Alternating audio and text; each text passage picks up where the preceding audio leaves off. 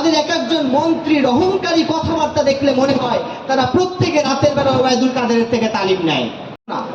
শুধুমাত্র তখনকার যে আওয়ামী লীগ সরকারের বিরুদ্ধে ছিল না, আমাদের পুরো আন্দোলন ছিল শেখ হাসিনা, আওয়ামী লীগ সরকার এবং আওয়ামী যে সিস্টেম, ফেসিবাদী যে কাঠামো গড়ে উঠেছিল, সেই গোটা কাঠামো, সেই গোটা পরিস্থিতির বিরুদ্ধে আমাদের সংগ্রাম ছিল। আমাদের সংগ্রাম ছিল শেখ হাসিনাকে পতন করানো, আমাদের সংগ্রাম ছিল সরকারের পতন করানো, আমাদের সংগ্রাম ছিল ফেসিবাদী কাঠামোর পতন ঘটিয়ে একটি জনবান্ধব কাঠামো তৈরি করা।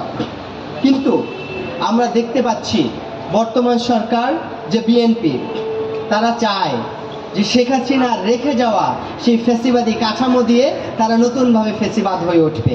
কিন্তু আমরা তাদেরকে সুন্দরভাবে স্মরণ করিয়ে দিতে চাই যে শেখ হাসিনা ফেসিবাদ হয়েছিল শেখ হাসিনার 17 বছর বসে তৈরি করা ফেসিবাদী কাঠামোর মধ্য দিয়ে।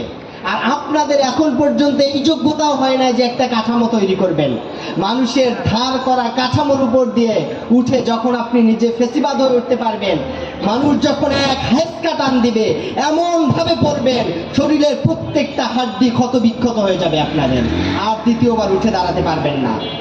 আমরা অত্যন্ত দুঃখের সাথে স্মরণ করি নির্বাচনে মন্ত্রীরা নির্বাচনের প্রচারণায় অংশগ্রহণ করে ভোট ডাকাতি করে তারা এদেশে ভোট ডাকাতির একটা নতুন মাত্রায় যুক্ত করেছিল। আমরা আবারও শেরপুরের নির্বাচন, আমরা আবারও বগুড়ার নির্বাচনে দেখতে পাই দিবালোকে ভোট ডাকাতি করার মাধ্যমে তারা আবারও 2টি আসনকে ছিনিয়ে নিয়েছে। আমরা যদি তাদের ক্ষমতায় আসার আগের তাদের প্রতিশ্রুতিগুলোর দিকে লক্ষ্য করি, তারা 31 দফা দিয়ে দেশের মানুষের সাথে যে রসিকতা তৈরি করেছিল, তারা প্রথম দফায় বলেছিল আমরা সংবিধান সংস্কার করব, কিন্তু সংসদের মাইক হাতে পাওয়ার সাথে সাথে তারা বলেছিল আরে ভাই সংবিধান তো সংস্কার হয় না। তাদের এক একজন মন্ত্রীর অহংকারী কথাবার্তা দেখলে মনে হয় তারা প্রত্যেকে রাতের বেলা ওবায়দুল কাদেরের থেকে তালিম নেয়।